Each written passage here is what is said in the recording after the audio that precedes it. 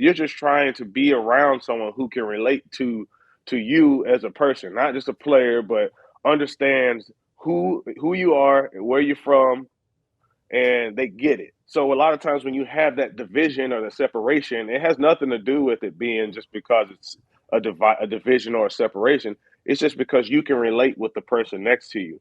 Now, a lot of times that's why you have when the Dominicans or Venezuelan or whoever, and they're together, and you have a group of other guys, white guys even that are together, and then you have the black guys. There's no division. It's just a matter of us having an understanding of each other.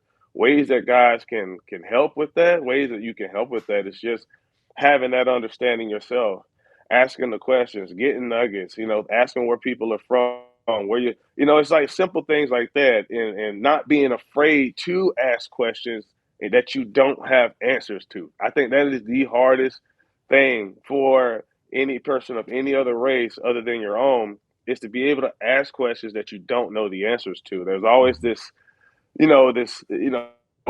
feeling of, I don't want to hurt or upset him if I ask him this question. It's like, no, ask me the question. I want you to know the answer. I want you to understand why I feel the way that I feel, or why I act this way, or why, so I think that's it. I think it's letting your guard down and say, you know what, I don't know this, so I'm going to ask. I think that's the biggest thing. And that's with anything. That's honestly, it's with anything. That goes both ways too. Man, I just try and dedicate that, and not even just that entire day, but I try and dedicate every day to Jackie. The late Chadwick Boseman, when he came out with the movie 42, there was a moment in that movie where he tips his cap to his wife when he's coming up to the box. And when I seen that in the movie, I said I want to do that, and that was kind of my ode to Jackie Robinson. So every time I come at the bat, I'm always tipping my cap, and that's and after my homers, I tip my cap. So that's my ode to Jackie Robinson. That's also for my wife too. So that was kind of my thing that I wanted to do, just to honor Jackie and his legacy. Just give me a Hmm. little feedback on what you felt when you stepped back on the field.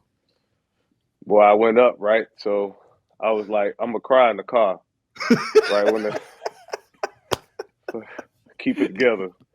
Keep it together. So I was like, the whole time I was like, you know what? Don't try to control your emotions, because it's only gonna happen one time. You're only gonna really experience this experience one time. So let your emotions be whatever they are. So I kind of went up there, just let my emotions doing what they needed to do. But man, I messed around and looked up in that suite where my family was, and then that's when it hit me. And I was like, man, this is, yeah, you know what? Just go ahead and let the tears flow if they're gonna flow. So I sat there for a little bit, and then I realized, like, man, you still got to hit that white ball coming in. So don't be crying. You got to clear them eyes.